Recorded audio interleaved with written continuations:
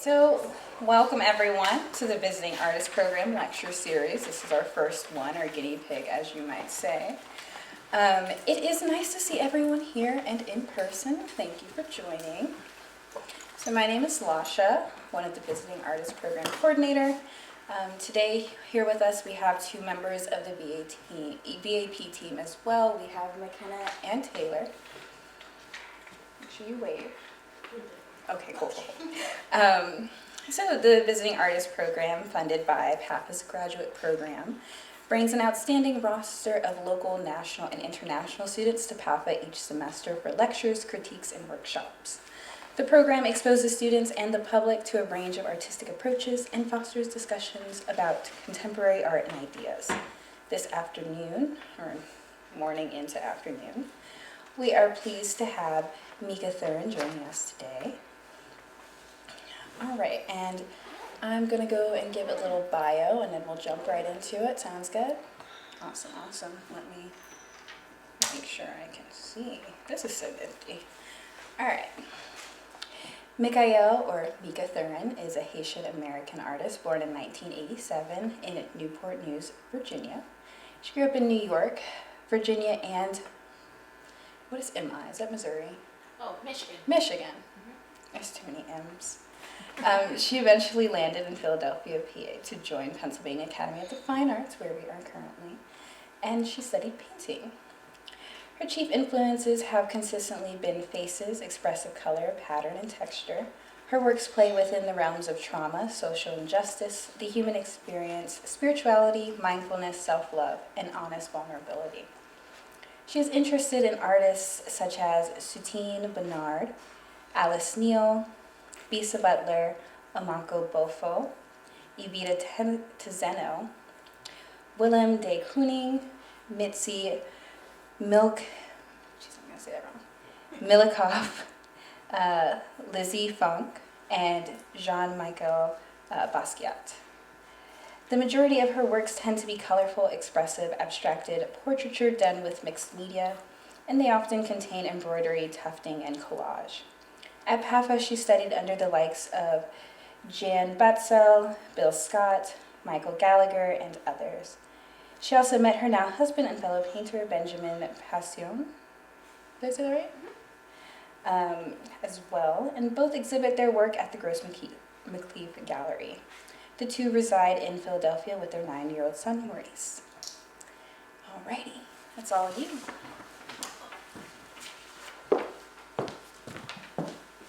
Hello, everybody.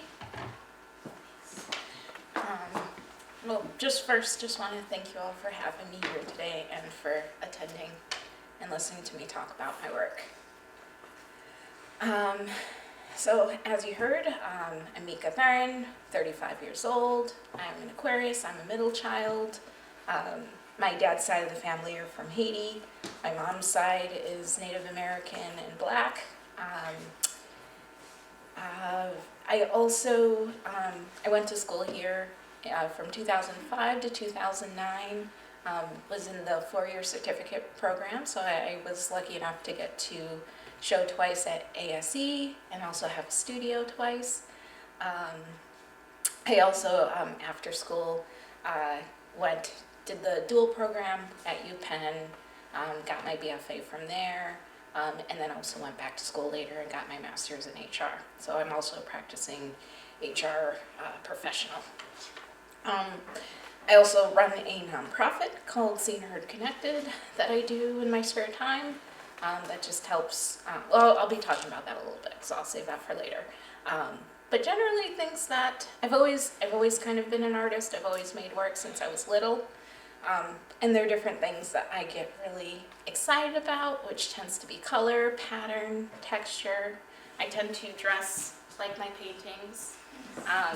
So it's just something that makes me happy and gives me a lot of joy, so I pursue it. So yeah, and this was just kind of a quote from a article that was written about me. Paintings let me know what they want to become. I'm there, but I'm just the translator. I record the inspiration that's being sent my way. And that's kind of in a nutshell how I feel about the painting process. So this is a slide of my influences. So going from over here, that way, and then the bottom row, it's kicking it off with Soutine, who I just like love his lines and how expressive his work is. Next to that in the black and white, there's a print by Mitzi Melnikoff, which I'm lucky enough to have an artist proof that I get to look at every day in my home. But she was a Philadelphia artist that passed away too soon. There's Bonnard, who I love for his color and his line work and expressionness. And next to that, and also the white and blue below the Soutine, is Lizzie Funk, who's like an fiber artist. We also have, I believe that's Maurice de Vlaminick, but I just love the colors. I love Fauvus type art. There's de Kooning next to that, who's always been a big influence of mine, and then also Picasso. And that specific painting by Picasso is actually a poster that my grandfather had, and so I always grew up looking at that, not knowing it was a Picasso, but just always kind of admiring, the shapes and the forms in there.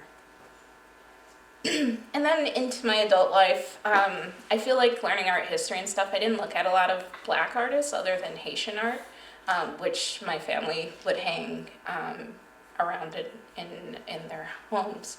So as an adult, I started kind of trying to strategically look at more Black art.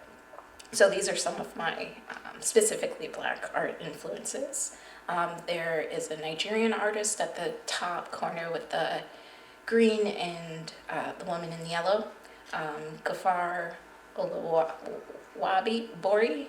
I'm sorry if I'm butchering that name. Then there's Avita Tenzino, who's next to that. At the end, Bisa Butler, who I'm sure a lot of you have heard of. I just love her patterns and fabrics.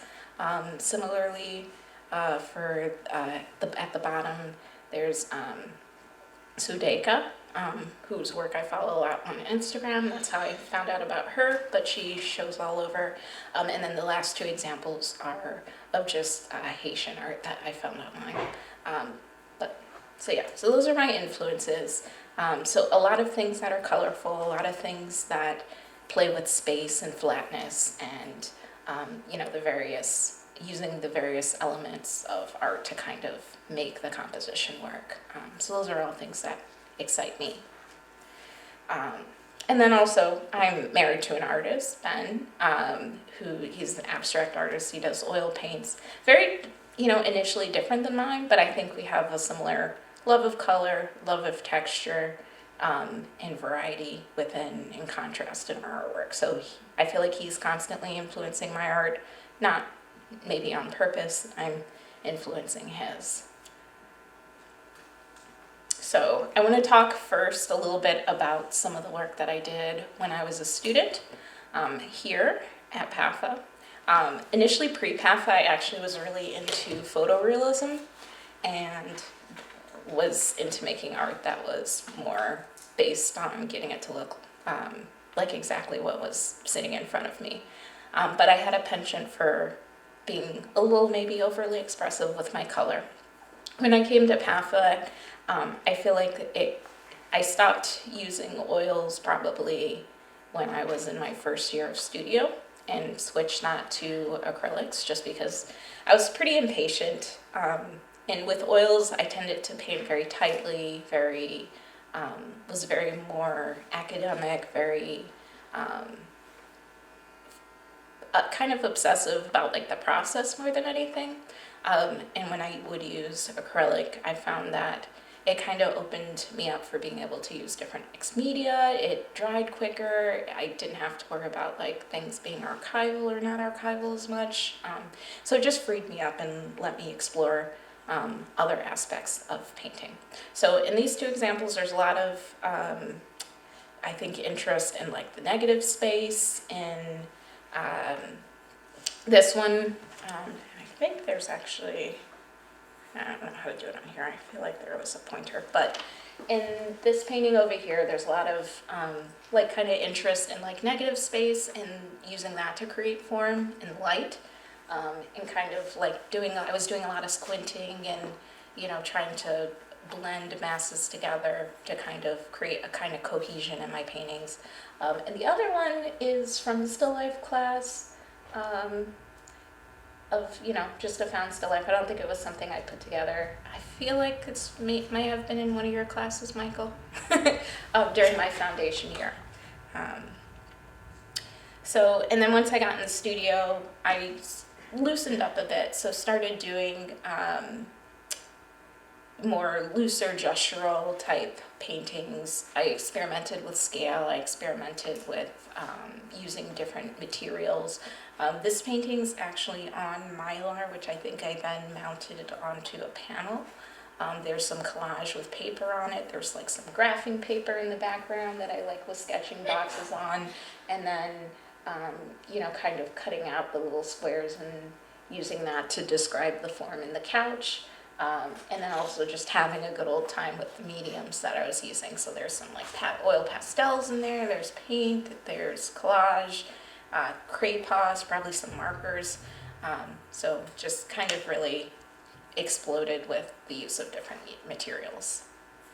And then for my, I graduated in '09, so I think this painting of the girl crying was one of the paintings I used for my wall. But there's a lot of, just repetition and pattern with the stripes and the lines and the colors. And similarly, this was like a still life that was set up. There's just like a bunch of chairs, a pile of chairs that were behind the figure. So really not paying too much attention to trying to describe the figure realistically or, to know who it is, but just to get the, feeling of it, and then working, with the composition and trying to break, traditional compositional rules to make an interesting image. So when I was graduating, towards the end, though, my paintings started to kind of look a little sad. At the time, I think my parents were getting divorced, so every time I was going home, it was kind of traumatic. There weren't a lot of folks around, my family wasn't around as a unit. So I spent a lot of that time kind of just hanging out with my little brother, and he had been in a motorcycle accident, so he had actually sliced his patella tendon on his knee, and he couldn't really walk really well, so I got the fine job of Ubering him around. This was pre-Uber, so just driving him to his friend's house and things of that nature. So when I came back and I was doing paintings, they were coming out like this, and when I was looking back, they're all entitled dirty SP for dirty self-portrait, or dirty, LAL, and stand-ins for people's names. So I think this is kind of the first time that I was cognizant that the experiences and things that I was going through were being processed and coming out in my paintings, which when I was painting them wasn't something I was necessarily conscious of, but I think it speaks to the work I'm doing now. So this is after PAFA. I started doing a lot of self-portraits, a lot of portraits of the familiar, things that were around me, so friends, family, myself. I was making the effort to continue painting after having graduated, get a job, trying to navigate adult life. Things were still pretty experimental. I'm still doing a lot of collage. I think these were little slips of Mylar that I had done watercolor or ink on, and then cut out and used it to make the patterns and blinds behind this portrait of my friend with a fan, and having those lines kind of echoed in the stripes of her tracksuit. So, doing things like that. This is another self-portrait that I had just done on a piece of wood that I found. I think I trash picked. And then in terms of materials, at that time, my husband was making most of our materials because it's cheaper than going to Dick Blick or Pearl or Utrecht to purchase that. So he had made me a bunch of panels, which were pretty heavy, so I tried to, ask if he could make them smaller. So a lot of the works around this time tended to be a little bit smaller. I tried to use weird colors. I think one of her one of our old teachers had kind of shared, like, you should just go to the store and try and just pick out random colors that you never think you would use in a million years, and just mix it up, see what you can do with it. So tried to explore a little bit with more like fluorescent colors, because that attracted me. I had a love affair with Crayons, like water soluble crayons that I could like get a variety of textures and marks from. And I started experimenting more with allowing spaces to morph from up close to far back in distance. So playing with that idea of negative, if something was negative space or positive space. And so in this first one, the tallest one's actually, the actual painting is actually around that size. And it's on Mylar, I believe, mostly acrylic and ink. And that was actually a commission I had done. And it's a completely like imagined scene. So I will occasionally, instead of, working from people, will occasionally explore just completely like fabricated environments. Whenever I do this, for whatever reason, the people always come out looking like skeletons in a way. They never have hair. And this is something that I'll play with to kind of have like substitute sitters in my work to kind of represent something. So started getting more into like symbolism. Also will include like little, cats randomly in my paintings. At the time had cats, and I just think they have cool shapes. So I like, using their curves and, to kind of fill a space. It's a very good way of doing that. And I feel like there's a very strong history of artists doing that to make their paintings work. In here, these were portraits of actually two classmates that I had at the time. I was in 2011, I think there was a de Kooning retrospective at the Met at the time that I got to go and see in person and was completely influenced by it, and I think that shows in these paintings. But the idea that, it doesn't have to look like the person or what you're doing, and it's okay to kind of just be expressive. Also, when I have sitters, I tend to talk to them a lot. We tend to be drinking wine or eating snacks or moving around at the same time. I don't see myself as like how I would describe as like, it's not that I'm not a serious painter, but I don't think I'm a very serious person. I just try and be myself, and I invite my sitters to be themselves too. You don't have to sit, you don't have to be, stagnant when you're sitting. I feel like people are moving, they're breathing, and I kind of want to echo that in my paintings. So a lot of times I'll have, people with multiple arms, multiple hands because they've moved them, and there's not really a need in my paintings to have it be 100%, in one pose. So I will mix it up. But overall, I don't think I painted that much in 2012 because I was also pregnant at the time with my one and only son, Maurice. And I had a pretty difficult pregnancy. I ended up being hospitalized for about 3 or 4 months, like throughout the holidays. So wasn't really creating a ton of art that year. And then when I did come home, I definitely scaled down in terms of size. But all this to say, life, you'll always have different happenings, and both planned and unplanned. Try and utilize that side of you, because I think you'll be sad if you don't. But also, it's okay to like step back. It's okay to scale down. If you're and do what you can, and don't beat yourself up about it if you take breaks, because life is unexpected. So when I did get back to painting, I was doing smaller scale things, and within the smaller scale, really exploring composition and the idea of breaking certain things that you're not supposed to do. And I was like, well, why aren't you supposed to do it? I'm going to try doing it and seeing if it works or it doesn't work. So here in the one of the girl smiling was one of my friends, And I never really see a ton of pictures, paintings of people smiling. I think it's because it kind of comes off a little creepy.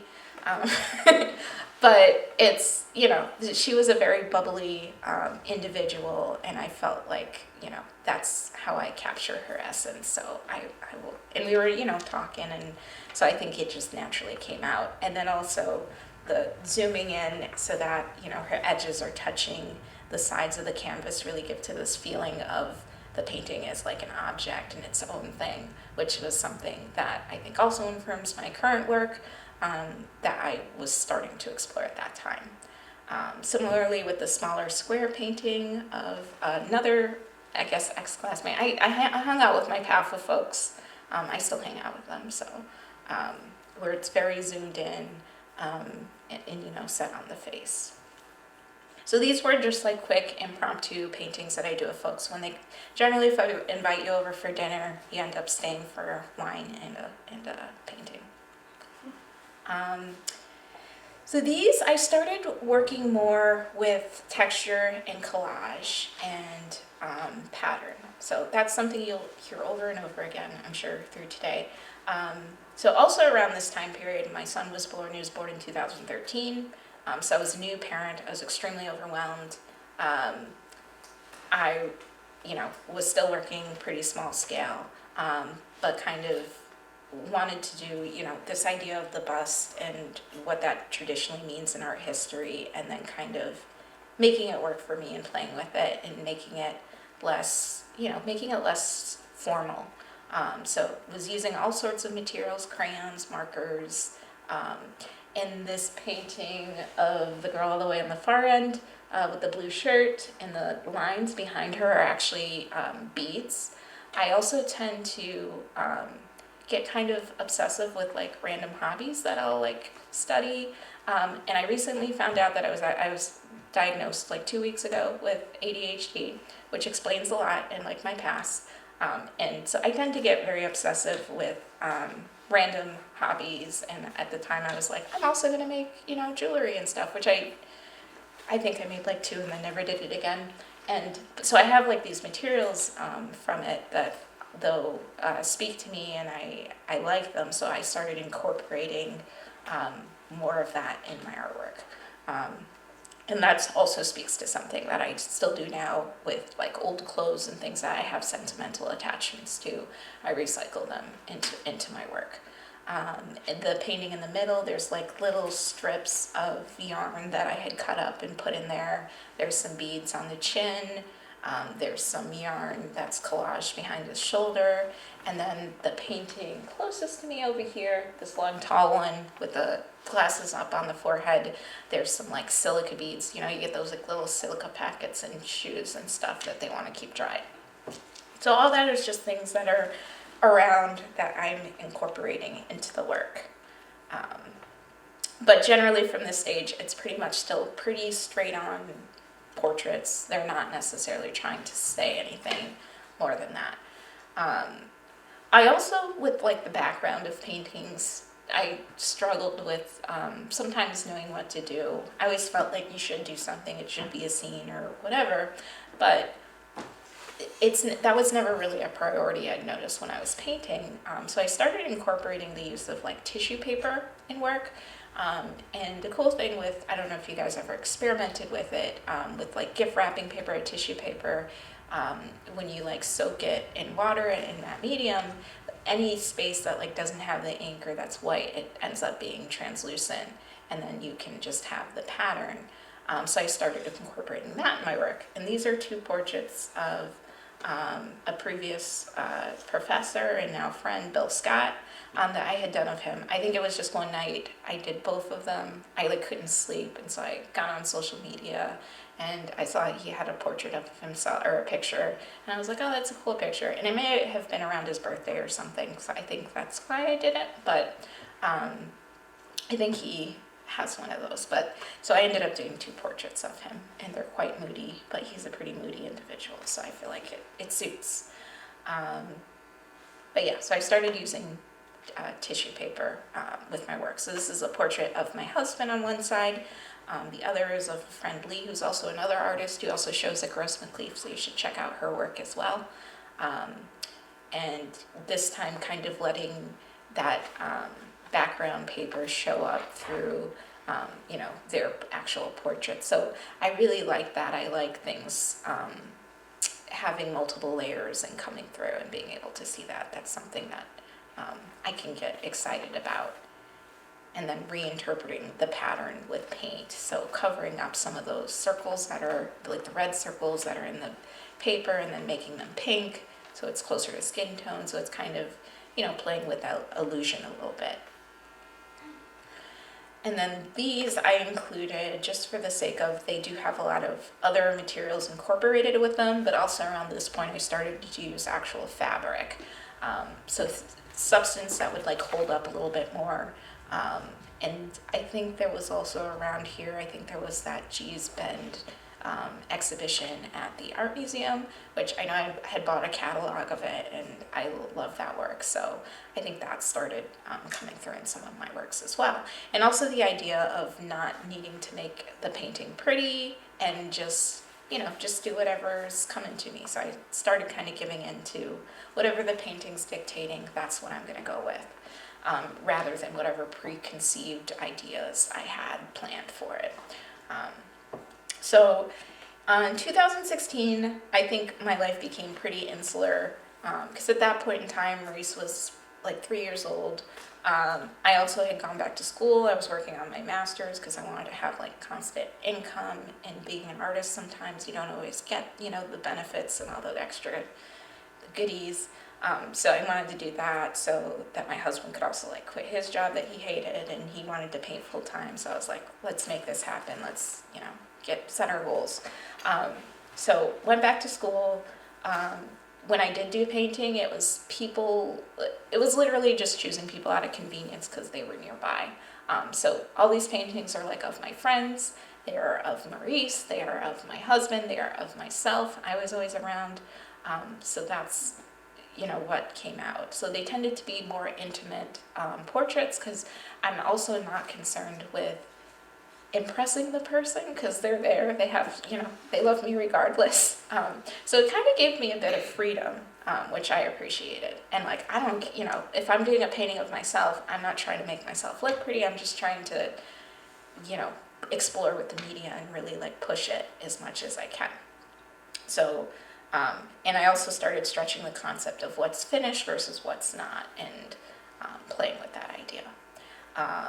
So just more experimentation here. This was a portrait I did of a friend. Actually, 2 different portraits I did of a friend. The one with the stripes is like old gift wrapping paper that I had like bought for a gift and had some left over. I will also like go to showers and stuff now, and like if there's pretty wrapping paper, I'll like, take it, sneak it.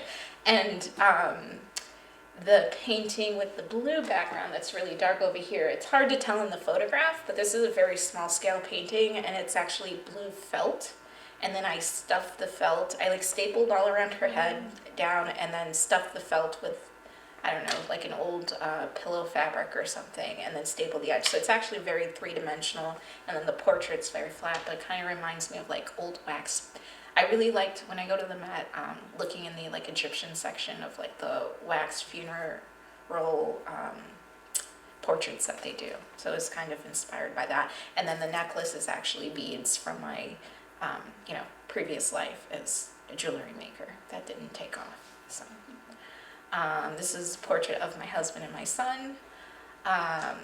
This one, I actually don't have this painting anymore. It's lost, and I think I submitted it to a show and then never got it back. So keep track of your artwork. That's what I mean to say. But this was a painting I actually loved quite a lot, because it was just something that came out very easily.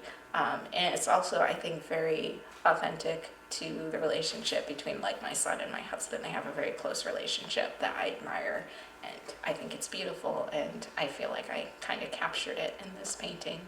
But yeah, and I also like the background, how it goes from like the paper to, in the middle it's actually paper section here with the roses. I just painted on top of them even more, and then the abstraction of that pattern on on this side here. Which leads me to paintings of Maurice. I have a lot of paintings of Maurice from when he was a baby to now. He's an absolutely terrible model though. He never wants to sit, he always wants to move around, he always wants to critique my paintings when I'm doing them. It reminds me, Jan, one time you told me about how you used to treat your mother when she would do her paintings, and she'd like want to kick you out of the studio. That's how I feel with Maurice. But usually like halfway through he'll like be like, can I do a painting? And then I'll set him up and he'll do his own painting. But as a model, he's an absolute terror. And so I have to do them very quick. So they tend to be, I don't know, very honest paintings. I don't have a lot of opportunity to fuddle with them, which I think works well for my style. Yeah, so those are some Maurice paintings. And I started in the one of him eating pizza. There's actually like a sticker. He used to be all about stickers. So there's like a truck sticker on the cup there. And he used to eat a lot of, he'd always want pepperoni pizza, but he doesn't actually eat the pepperoni on it because he just liked the essence of the pepperoni. So I thought it was important to depict that. These are portraits of friends and their partners.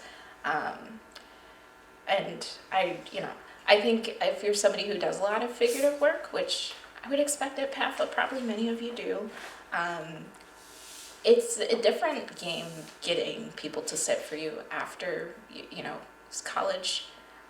So I always recommend offer to cook them dinner, trade paintings with people if you have artist friends. That's always good. And it's also a cool way to build your collection. Offer to give them a copy. Sometimes I'll like just do 2 paintings in one sitting and then they can take one home. But all good ways of getting free models. And these are more people I know. So here I really stopped caring about likeness, stopped caring about if it looked like the person, or I wanted it to feel like the individual. These paintings remind me a lot of like Fauve's work. They remind me a lot of like Matisse type work, with the bright colors and like the lyrical shapes. And I also want to talk to, although it doesn't look too bad here, but the one here, I feel like the color is all completely off. It's very red in here. So one of the things that I struggle with my work, and still now to a degree, is photographing it, because my work tends to be very saturated with colors, very bright, very fluorescent. So that's something that doesn't always come across. So something to think about depending on the type of work that you make. Around this time, I also had my first solo show at Gross McLeave. Up to this, I had been, applying to different, to the Plastic Club. They always have like their annual exhibitions and invitationals, to different juried competitions, kind of wherever I could get my name out. And I had been included in a couple group exhibitions at Gross McLeave, and then they finally asked me if I wanted to do a solo show, and I was like terrified, but I was like, absolutely, gonna do it, because you should always do things that you're afraid of, because you're probably just afraid of failing, and don't be afraid of failing. It's good to fail, because then you'll learn something, and then it'll be good. So I had my first solo show, and it was made me feel very anxious, but made me feel also very validated, and I loved it. And so I believe it was called Kindred Spirits, because it was mostly paintings of family, friends, and self-portraits. And also at that time, I feel like a lot of my work was kind of defined by other people, and my sense of self was very much so defined by other people. I think I have a history of being kind of like a yes person, a supporter, the good friend.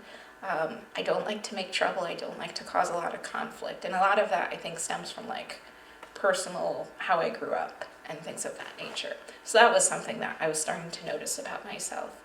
And so anyways, I started doing a lot of self-portraits because I'm always around and all I need is a mirror. And I didn't love how I like looked. And I wasn't somebody who had a ton of self-confidence or anything like that. And I think a lot of those issues probably stem from like being Black or not meeting like standard typical definition of like beauty in the United States. And I think I had a lot of like hang-ups and things around that. But so I always felt like I had to apologize for doing the self-portrait because I didn't want people to think I was vain, because that's not how I saw myself. Which thankfully I have gotten over.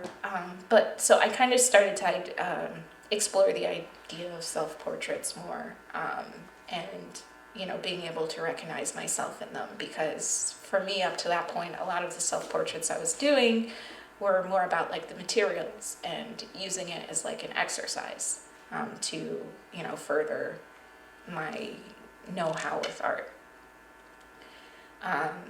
So this is also just another portrait of a friend with Maurice next to the photograph I took of them.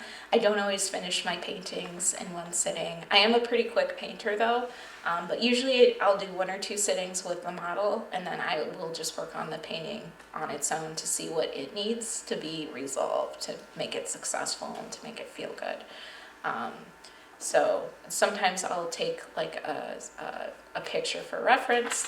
But a lot of times when I do that, I don't always even look back at it. But I like it for just kind of for the future when I go, like for days like today where I can like refer to it and have those memories. But Maurice will very often, I don't even think he was supposed to be in this. He probably just came down and sat on her lap and made himself comfortable. So a lot of my paintings are accidents, happy accidents, and series of things that happen.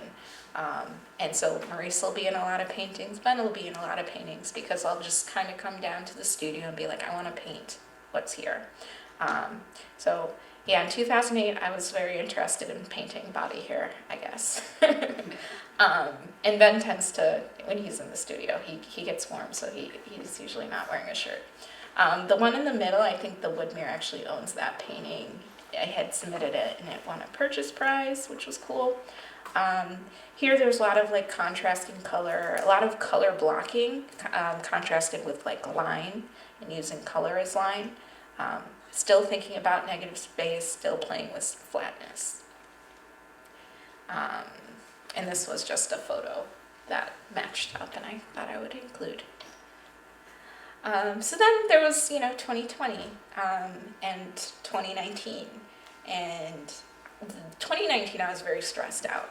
I think all the things I hadn't processed about how I felt about myself, how I felt about myself existing, and I was having a hard time. And then I was stressed at work, trying to marry being an HR person with being a mom, with being an artist, and feeling like I was not doing any of those 3 things amazingly. My granny, who I'm very close with, almost passed away, and my uncle almost passed away. And so it was rough. And in 2020, as we all know, it was hard for everybody. So I started going to therapy, realizing that I had depression. It runs in my family, anxiety and depression, and it was starting to pop up. When I would talk with like my parents, they'd be like, you're setting off a lot of like, red flags and things of that nature. So I started going to therapy so that I could manage it better and learn to express it to, my family as well. So then we started quarantining in March. So was trying to keep up with that, and it was only at the time meant to be for like 3 weeks or something, if you recall. And so I was like, it won't be that bad, it'll be good. So I tried to, put a positive spin on it, and I was like, I'll do some virtual paintings. So I, had arranged to do a talk with our friend Bill. So there's a portrait of him, and then my friend Tara, who also was a student here way back when. I still keep in contact with her, but she lives in New York. And we did portraits of each other. So, but as you know, that time frame grew longer. So it was longer than 3 weeks. It became months. And I didn't feel like I was getting better mentally. So I started doing trips to Michigan for like my mental health, to visit family. It's also a lot more like nature and stuff instead of just like concrete city. Here there was a lot of, at that time, there was a lot of the protesting, which I actually did some of the protesting, but then I had to stop because I kept getting panic attacks during them, because I wasn't being around large groups of people. It's also a lot of noises, a lot of like stress, like the police were setting off fire makers. At the time they had like the ATMs blowing up in our neighborhood. We were living in Fairmont. There was one on my block that exploded like in the middle of the night, so like terrifying. And, and just all the stuff on the news that was going on was kind of a bummer. And, all the Black Lives Matter stuff. I also wasn't seeing my friends a lot at that time, but when I did, made them sit for me for a portrait. This other one in the red shirt that says alert is a portrait of my older brother. And he used to be really big into video games, and one of the two ways that we always connected was he would play video games, and I, as the younger sibling, would watch and like provide commentary. And he happened to be wearing the shirt, which refers to like Metal Gear Solid, if any of you used to play that game. But it also speaks a little bit to like the Black Lives Matter stuff that was happening in that time. Both my brothers are darker than me, and are men, and can be perceived as threatening, I guess. So it's also something that's like floating around in my mind, and I think when people look at it historically, I think that's something that gets associated with this painting because it says alert. But that was something that would actually pop up in the video game when you had been spotted or seen. So stuff like that, little like symbolic things started coming out in work. And then just because of quarantine, lots of paintings of Ben, because he was kind of like my rock, I guess, at the time, or my calming presence.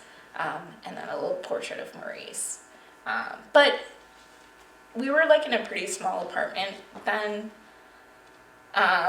So 2020, I also had like 2 different family members that passed away as well. So basically 2020 depression. And then my cat died. And so 2021, things start to change. Or no, this is still 2020. There was the George Floyd stuff. I did a painting, Black Lives Matters. I started a lot of paintings in 2020. I didn't finish them until 2021 when I was gearing up for my second solo show. I also started having a lot of like recovered memories, like little flashbacks from like childhood trauma.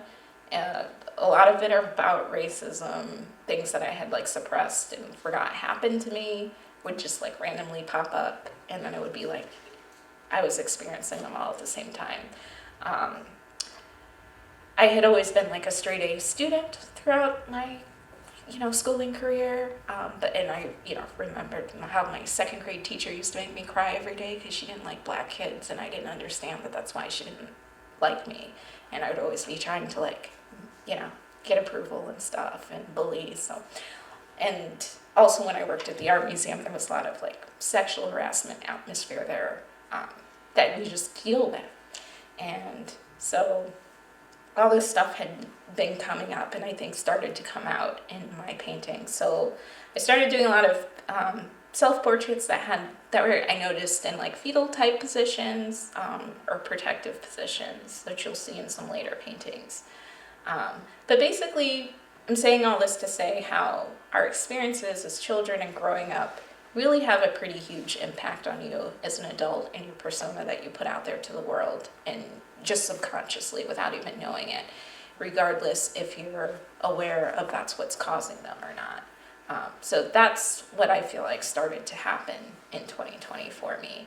And then also we learned that Gross McLeaf was probably going to be closing because the current owner was retiring, and also a lot of businesses were kind of shuttering in Philadelphia. So I was kind of in this unknown space, but then it got, purchased by someone else, and now it's doing great. So there was also the election and all the politics of that, and the idea of that things were probably going to get worse before they got better, which terrified me as a mother.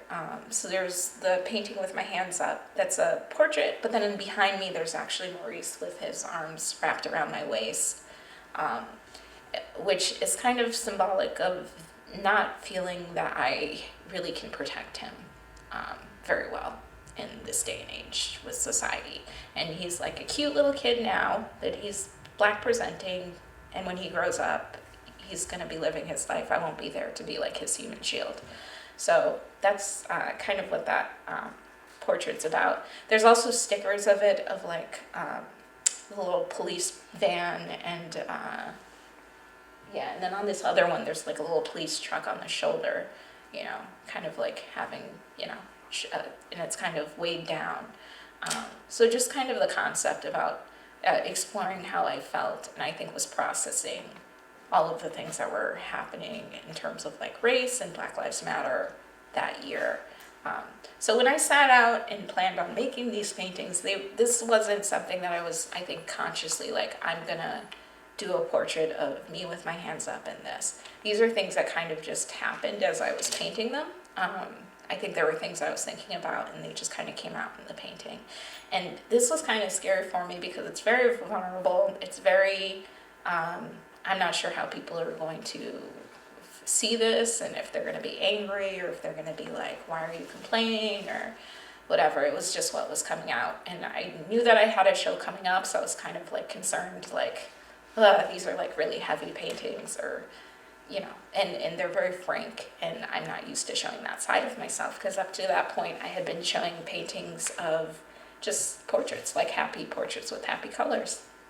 So I was also questioning why I was uncomfortable in Black spaces that are completely Black, because most of my life I had been raised around, spaces that weren't, and had kind of normalized that, and which felt weird because I'm not white. I also had a pretty heavy sense of like imposter syndrome, like in the workplace and in those spaces. And I didn't understand who I was. And I was still having, those memories coming up. So those were all things that I was working out in therapy, and understanding that a lot of these things were, for me, a result of not feeling my feelings. And so they would randomly pop up, when I was feeling, I guess, more secure. And then I would have to experience those feelings then as if they had just happened. So I felt like in 2020 I kind of hit rock bottom, and then in 2021 was starting to come out of that.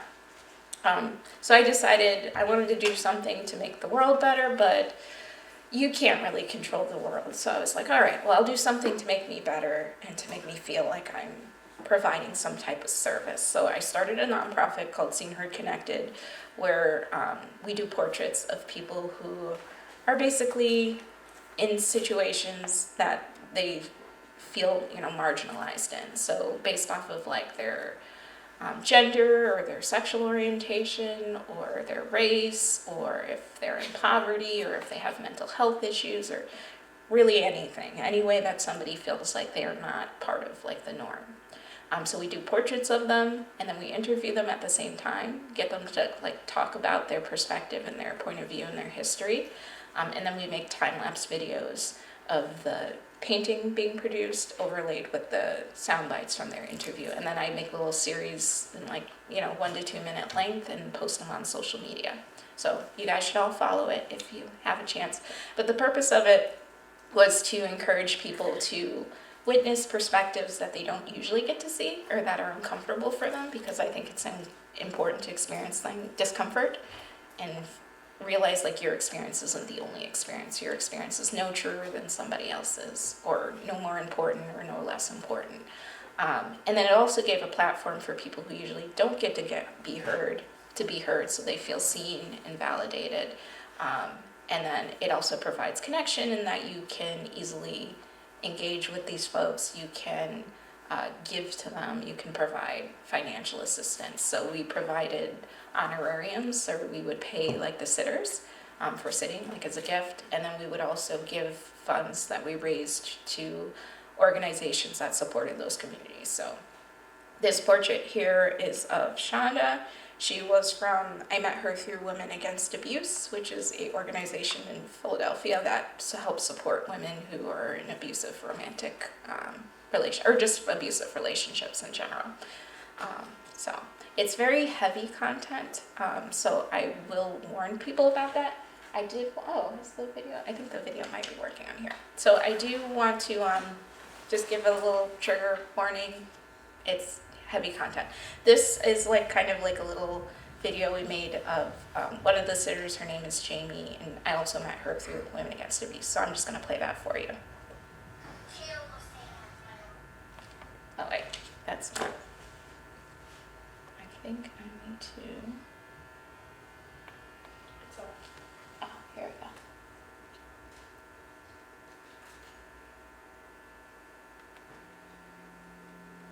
This night I went to the bedroom, kind of like shut the door, and he was just in this like evil rage, like this rage, and then he tried to shut the door, and he literally punched a hole in the door right where my stomach was, left bruising there, and I had a cut on my head. And I was bleeding. I think that was my body, like just the universe telling me that like, this is done. My daughter suffered immensely, and she was experiencing severe neglect. I didn't tell him we were leaving until the train was in motion, because I never did anything without his permission. And I knew he would not. He would have found a way to not let me leave. My daughter, yeah, I think about her the most every day. Every decision I make is revolved around how is this going to impact her. I mean, I guess it's just a parent, right? But I think that I never forget those times when we were just really, really down. I just always remember like where we were. That never leaves my mind. Like sometimes I live in a beautiful neighborhood. I live in a very beautiful, amazing part of the city, and I walk outside every day, and I'm just like, I notice everything. I notice trees. I notice, birds, anything. I'm just like, wow. Like, I prayed for this really, really hard one day. I prayed.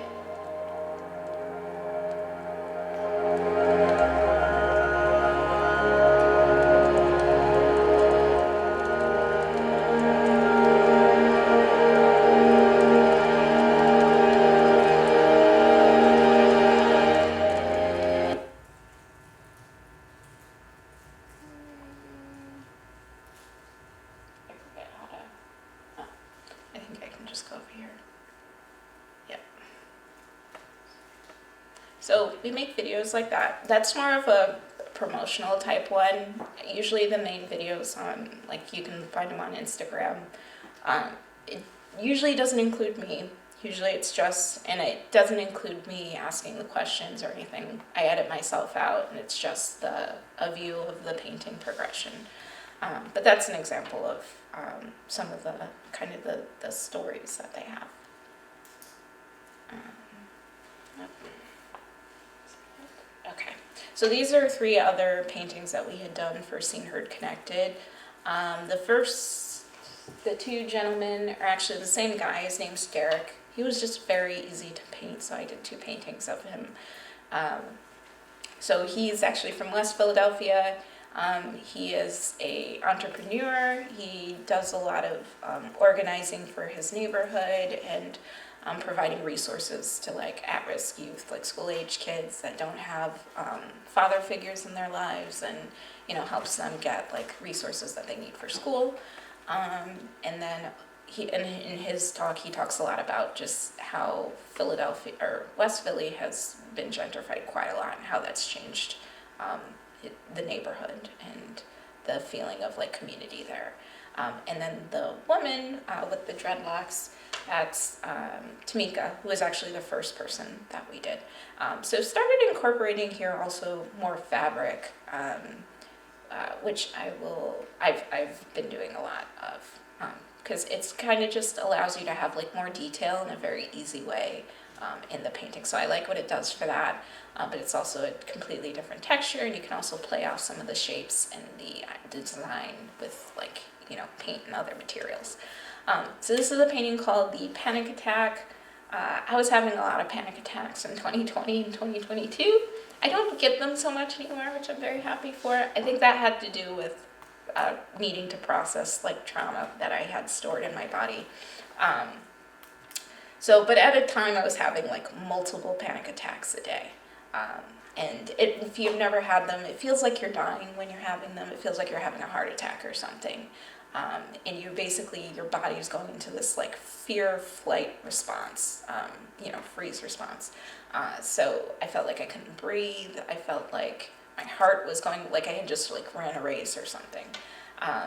So when I would get those, I'd go find my husband, and he would like make me stretch, because I'd always end up in this like fetal, tightly balled position, and like your muscles would like, what's the word?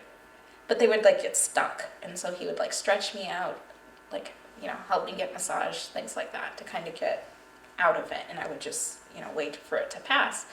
And I've learned a lot of the things that cause me to have them is when I'm like suppressing how I'm feeling about something. So I don't do them anymore. I try and feel my feelings. Recommend y'all feel your feelings, and also that you take time for, mental health check-ins with yourself. Do things that make you happy, because it'll come up on its own when it's inconvenient otherwise. So this was kind of a painting about that. I also got into tufting, obscure hobby like rug making. I bought myself a big tufting gun, which I was super excited to use, which basically it is like a needle that goes in and out of like a loose weave fabric, and then it keeps the yarn in there. So you end up with like these loops of yarn, which creates like a really cool texture, and you can then cut them to have it be like, a free-flowing like rug, or you can leave them in loops, which looks different.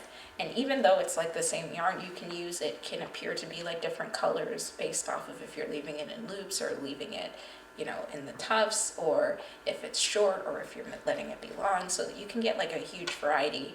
And I also got like a handheld needle to do that with, for like smaller spaces. So there's just some details of this painting during the progression of it. There's a little sketch. This actually, I do a lot of meditation as well, because I have trouble understanding sometimes what I'm thinking, because I have a very disorganized brain. And I'm not used to listening to my own thoughts in those kinds of ways. So for me, writing and journaling is very helpful, especially after I meditate. So if there are things that I'm noticing coming up, I try and write those down or draw them, because otherwise I tend to not remember it. So I had done this little sketch of, a figure kind of bent over. I also started wanting to portray more black bodies in my art, because that's not something I ever did a ton before, and didn't realize it until recently. So started including, like Afrocentric hairstyles and things like that, or just hair, and not necessarily needing it to be styled as kind of a form of, wanting to express myself, I think. So that's the panic attack. This one was called Anxiety. And these were all in my recent show that I had in April at Gross McLeave. This one's all purely fabric. So there's the tufting in the background with the loops, which I did by hand. It took forever. And then the hair is also tufted, but in the reverse direction. So you're just getting the tight kind of embroidery-like movement of the black yarn for the hair. And then there's the different fabric, which I've cut into the different shapes to, make a person holding their face. I guess it's me. And then I embroidered on the eyes. So this is kind of just my visual representation of what it feels like to feel anxious and have anxiety, as somebody who feels that a lot. It's probably sadly, the feeling I'm most used to. So I think this kind of helped me to process that, and also explore fiber material, because I think I have a pretty strong love of fiber arts and crafting. And I was also visiting Michael's lot at the time, and they had a lot of sales on yarn, so I was buying a lot of yarn. I also was like obsessed with crocheting and knitting for a little bit, and had all this yarn from when I never touched it after Maurice was born, so I was like, I can finally use it. And also Facebook is really good for the buy nothing groups on there, and you can get a lot of free stuff that you can use for art materials for free, so yeah. I also started incorporating old clothes that I had, and leaning into, recycling them to make new art. So I started cutting those up, and I kind of liked the layering of the history of the painting, or of the fabric, and, because usually I had a lot of like feeling and memories of things that happened when I was wearing it. And then using that in the work. So then when I look at the work, I now think of those things. And I really enjoyed that. Started leaning really hard into spirituality, which I don't associate with like religion, but I don't consider, I was like an atheist before. And then, but just thinking about the concept of like the universe and where we fit in the universe and where we fit within like space-time, like are all things that I like to think about. What's the purpose of life? Why are we here? Like, what's the point of working on yourself as a human or as a consciousness experiencing a human existence? Things of that nature. Like, what is an ego? Like, what are your thoughts? So started incorporating all of that into my paint. Well, it just kind of started happening. It wasn't necessarily a conscious decision. It just started coming out because that's what I was thinking about. And so I was working on being okay with all of this being in art, because that meant that other people would see it and I'd have to talk to other people about it, which terrified me. But it was also part of learning to accept myself and fully and be my authentic self. So I was like, I still got to do it. So I started, thinking about the realization that I am not this body. I am not, I'm not just my thoughts. I'm a conscious energy, observing this experience, and started to try to be more mindful. Would write notes to myself, like in my journal and stuff. So the center image, it says, "Learn to forgive that you may live in the moment." So it's about being mindful, about not tying yourself to things you've experienced that were maybe hurtful in the past or wrongs that were done by you, so that you're not wasting your time centered on that you're able to instead spend your time around, positive energies or things that you really enjoy, and you get to focus your attention on that and hopefully, theoretically manifest more of that into your life. Because I am like also a believer of like manifesting and like that you bring into your life things that you're thinking about and putting your attention on, regardless if it's good or bad. Like you may subconsciously be centered on negative things, or positive things. So I started trying to be more aware of like the moment and what I was actually thinking and what I was putting my attention towards, and kind of trying to be more efficient in strategizing what I wanted. So I felt like before this point I was pretty much just making portraits of people, and now they started to be kind of paintings with subject that was more about like my things that were going on in my mental process. I started incorporating a lot of text into art. So this painting, it actually says, so it's all flat, but then there's a 3-dimensional element of the tufting, which is like sticks out like a good inch from the rest of the support.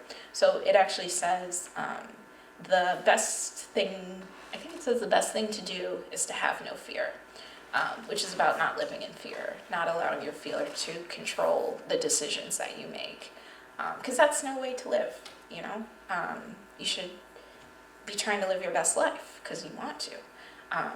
And for me, fear was a big blocker of mine, and something that I struggle with all the day. Like whenever I have things and I feel disjointed about a decision on if it's the right or wrong thing to do, I try and, think like, well, why am I stuck on this? Is it because of fear? Is it because of something else? started incorporating more of like kind of those little messages that I was leaving for myself, and also like symbolism.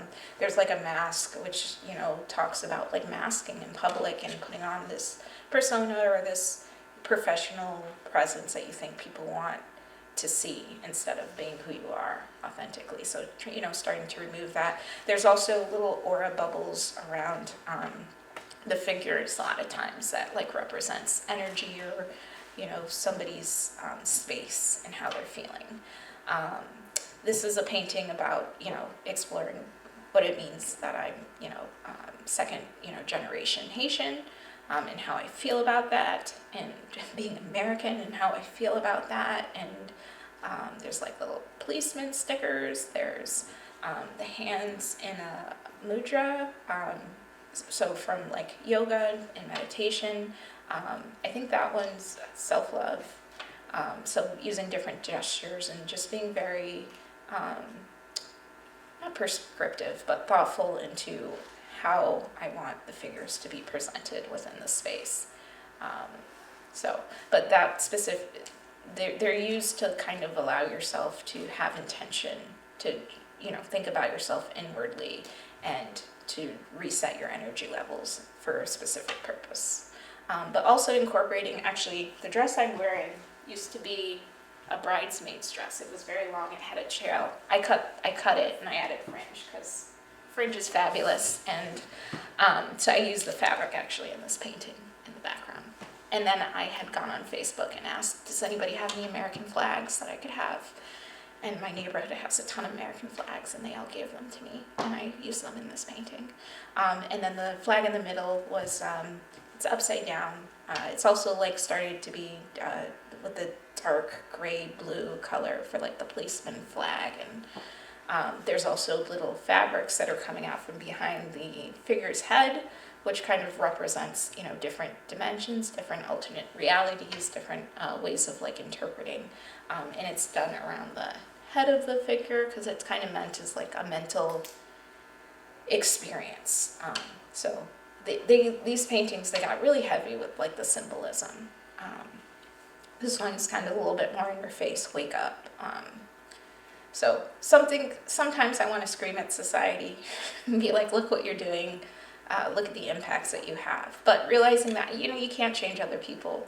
All you can do is kind of change yourself, and that's all you should really want to do. And if other people want to be influenced by you or whatever, if they're in that time in their life where they can do those things, then they can decide to do that. But so I, you know, started to find peace within that. And this is another self-portrait with, you know, different materials. These on the side are like these little, they're not quite beads, but they're like little plastic things that you would melt. I remember having them as a kid, and you'd make like little refrigerator magnets and stuff with them. So I found like a big jar of them at IKEA, and I was like, this is perfect for a painting. I use glitter, I use all sorts of stuff. This one, the crying again. So these are braided tears and rainbow. So this painting was kind of, I think, I probably did it like during Pride Month or something. So I was like, I'm gonna incorporate rainbows. And it's also about like global warming and just like the, you know, the things that they were talking about in politics and stuff at the time. And there's a sticker on there, the destruction monster, which is kind of like representative of society and human beings in general, and how I feel like we treat our planet and each other sometimes. Not on purpose, but just because we're not paying attention. And then these are two paintings about authenticity and blackness and being okay with it, which I have a hard time with sometimes, but I'm starting to do better. But just incorporating all sorts of things, and about like not worrying what other people think so much, and just doing what you feel like doing, which I felt like I did with these paintings, and just putting in a ton of yarn or the little flexi, I forget what they're called, but the little wires with the fabric on it, and pom-poms, and just having fun, because that's what I wanted to do, and not having to, explain it. So these I wanted to include just because they kind of show reference to my workspace. It tends to be very messy, very chaotic. I think if you talk to any of the teachers I had as crits, I think when they would come into my studio, they were always kind of taken aback because and again, I think this speaks to the ADHD. I have a very chaotic mind, and my creative process reflects that. I do clean my studio, but I have to clean it like once every couple of weeks because otherwise it gets overwhelming. But for me, that's what it looks like. And I think that's okay. You do what works for yourself, you know? So these are a couple of views from our old studio and now our new studio at home. We bought a house last year, and which I am very happy and lucky to have been able to do that. So now we each have separate studios. We just have bedrooms that we use as studios, which are nice. And then we, in the basement, then uses that to make frames. So these are just like some as I was making work. This is a piece I'm still working on, actually. So I was incorporating some of the text, some text in the hair, which I think it says, I had to teach myself that I'm beautiful. I can't see what else it says. I forgot what it says. But it's, you know, lines taken out from my journal. So I had like cut it out. So a lot of these are very time consuming paintings, so I tend to be working on multiple paintings at a time. This is a little collage that I'm doing. It's very little, like 8x10. I love matte medium. And then some fabric that I was enhancing with thread to make it more textural, so I could use that in a painting of Ben. This is another painting that I have in progress. It's a little messy, a little all over the place, but I tend to build things up and then flatten them back down until I get to a place where I like them. So that's a work in progress. It's got little wooden beads at the bottom. It says, be kind to yourself. This is a portrait I'm doing of Maurice. It says, I hope that he loves himself, Mommy. And then I tend to put my signatures in earlier. We were talking about signatures because then I can incorporate them into the piece and make them work within the painting. And then I had also gotten a chance to be featured on as a guest artist on a kids TV show that's being produced for next year. So this was actually a self-portrait that I did as a live demo for that. And then this is the most recent work that I'm working on. It originally started as a sketch that I did after meditating. That's like it's not a loom, but like the support I use when I'm doing tufting. If I know a piece is going to have tufting, I'll use primary tufting fabric instead of like regular canvas, because it's just like a little bit looser. So it's just of a person screaming, because sometimes you gotta do that. And this is where it is now at current state. So almost finished with it. But that's the end of the slideshow.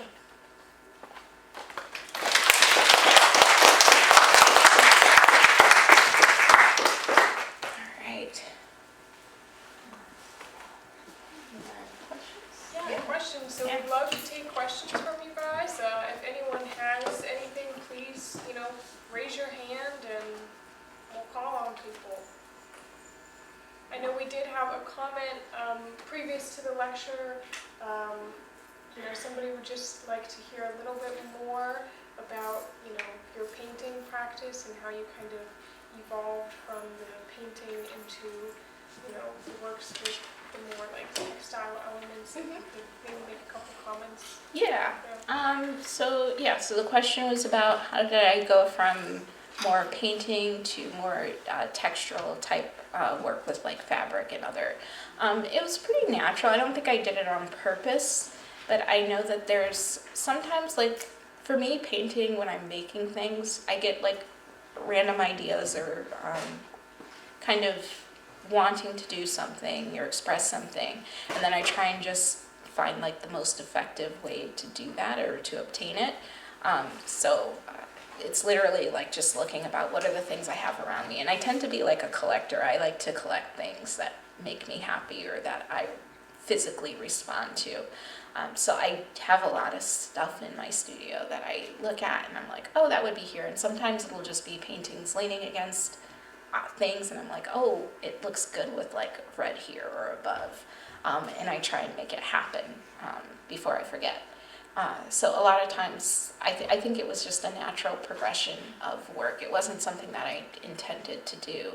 I think if you'd asked me when I was a student here, I probably would have thought that I would still be doing like oil paintings, because that was art in my, understanding. So. Thank you. Mhm. Yes. I'm curious to know what type of adhesive you're using for the textural pieces. Sure, yeah. So I use a lot of matte or gloss medium or gel. I love Liquitex brands of things. I use a lot of acrylic and paint, so it adheres really well to like other plastic materials. I will sometimes use Mod Podge, sometimes I'll use glue, sometimes I'll sew things on. Sometimes I'll staple things, so a variety of ways, yeah. Are you ever concerned about the archival? I was concerned about archival when I first started making art, but then I realized, everything is transient, everything is temporary, and also you have to keep, conservators in a job, right? It gives them something to do. So I try not to worry about it too much. But I feel like if I'm putting a bunch of beads or something, like I'm doing a lot of layers of gloss, because I don't want somebody to buy my art and then have it fall apart on them within their lifetime. So I try and make sure I do a shake test several times before I submit or send anything off to the gallery. Also, you'll find with galleries, they're very particular about, they don't like to take a ton of paintings that have things sticking off, or because it increases the likelihood of it getting messed up or ripping something or catching on something. So I try and not be too ridiculous with it, but I also try and keep true to whatever the inspiration is. Thanks. Mm-hmm. Yes. Can I ask a logistical question? Sure. So I also do mixed media pieces on unstretched canvas. Mm-hmm. Do you build a support on the back of yours, or how do you hang them and then keep them kind of together? So the more recent paintings that have a lot of the tufting, those I'll build supports after. So it'll basically look like a stretch canvas, and then we'll create frames. I would advise anybody who purchases my work, they should probably go under glass, because it will get dusty and stuff, and I don't know unless they're going to be vacuuming it or something. And then if I know I'm going to be using a lot of paper or something, I generally do try to, if I can predict it, I will work on a panel or something that's more stable, so that it reduces the risk of it getting torn or falling off. I've also I used to do stretched paper as a support for a period where I would still just paint on it however I was going to paint on it, but after I had a couple where things just went through them and poked a hole, I started, when I would give them away, I would put a piece of cardboard or something behind it, so that it was less likely to happen. But things happen. I have a question. Mm-hmm. Do you react to mistakes or accidents and just kind of make them a part of your work? Yes. So she asked how I react to mistakes or accidents that happen. I go with the flow and I make it a part of the work. So when I've had holes punctured into paintings, I just make a cool little patch, and then it's a little bit of extra history and stuff. So I try not to get too precious with paintings, because I feel like nothing ruins a painting or a work, and I tend to call them paintings because that's how I started, but nothing ruins artwork and I think this goes for sculpture, taking it too seriously or taking it too precious, letting it be precious, because then you're afraid to take risks, you're afraid to explore, you're afraid to mess it up, and sometimes you have to mess it up to get to where you're going. So.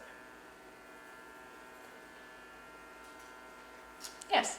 I got a question kind of about your process when you're making portraits.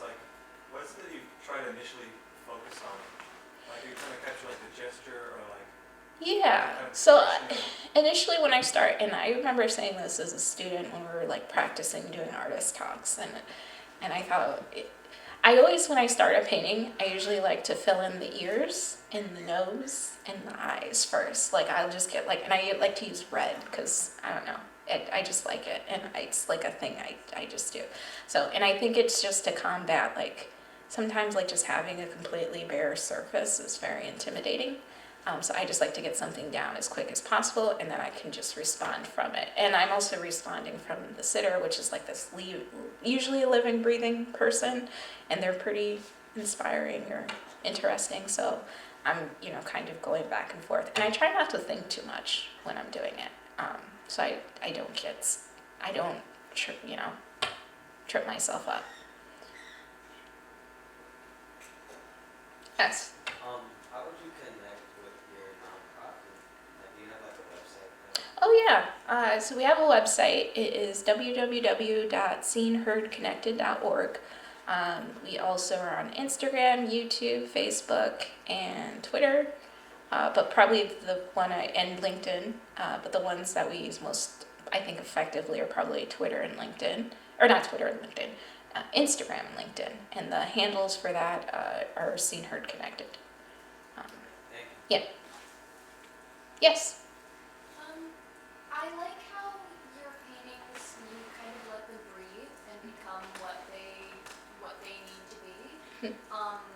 Was that something you kind of had to teach yourself to not dwell so much on the final result? Yes. Yeah. Because I think you can also overwork paintings. So for me, if I get to a point where I get frustrated when I paint sometimes.